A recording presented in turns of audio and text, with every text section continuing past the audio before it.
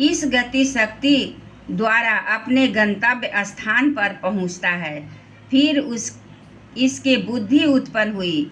अपने इस स्थान में अपने अंश बुद्धि शक्ति के साथ वाक्यपति ब्रह्मा जी ने प्रवेश किया। इस बुद्धि शक्ति से जीव ज्ञातव्य विषयों का ज्ञान करता है। फिर इसमें हृदय प्रकट हुआ। इसमें अपने अंश मन के सहित चंद्रमा स्थित हुए।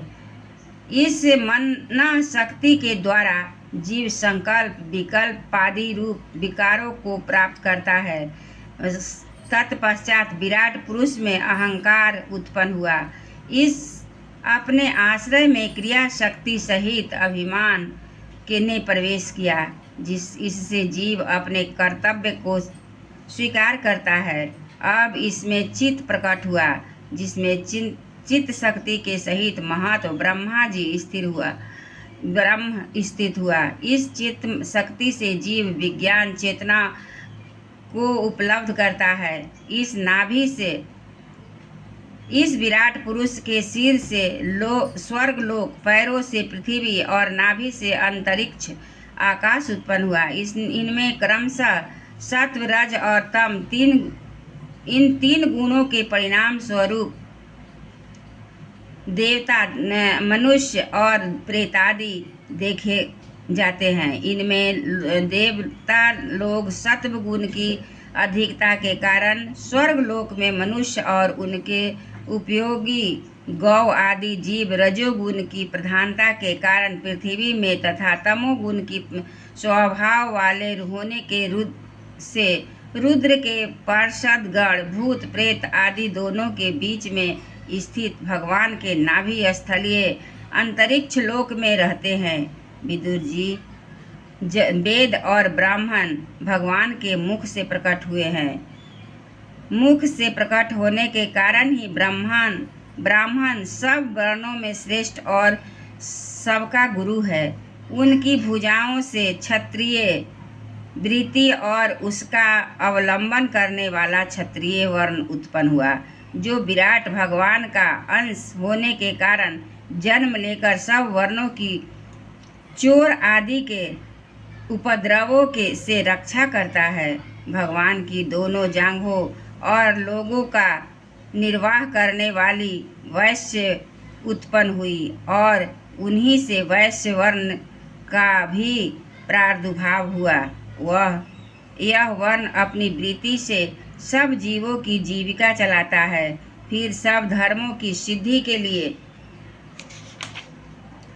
भगवान के चरणों से सेवा वृत्ति प्रकट हुई और उन्हीं से पहल इस वृत्ति का अधिकार शूद्र वर्ण भी प्रकट हुआ, जिसकी वृत्ति से ही श्री हरि प्रसन्न हो जाते हैं।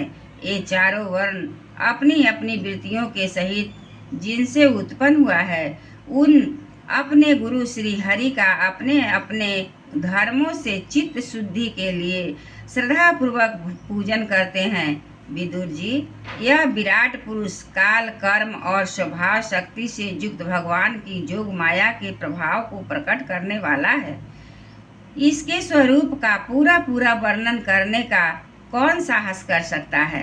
तथापि प्यारे विदुर जी, अन्य व्यवहारिक चर्चाओं से अपवित्र हुई अपनी वाणी को पवित्र करने के लिए जैसी मेरी बुद्धि है और जैसा मैंने गुरु मुख से सुना है, वैसा श्री हरि का शेष वर्णन करता हूँ।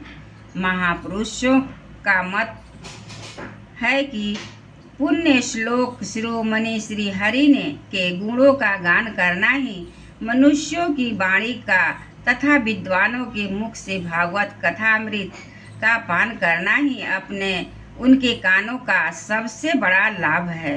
बस हम ही नहीं, आदि कवि श्री ब्रह्मा जी ने 1000 दिव्य वर्षों तक अपनी जोग परिपक्व बुद्धि से विचार किया, तो भी क्या वे भगवान की अमित महिमा का पार पा सके। अतः भगवान की माया बड़े बड़े मायावियों को भी मोहित कर देने वाली है, जिसके चक्कर में डालने वाली चाल अत्यंत अनंत है। अतएव स्वयं भगवान भी उसकी थाह नहीं लगा सकते, फिर दूसरों की तो बात ही क्या है।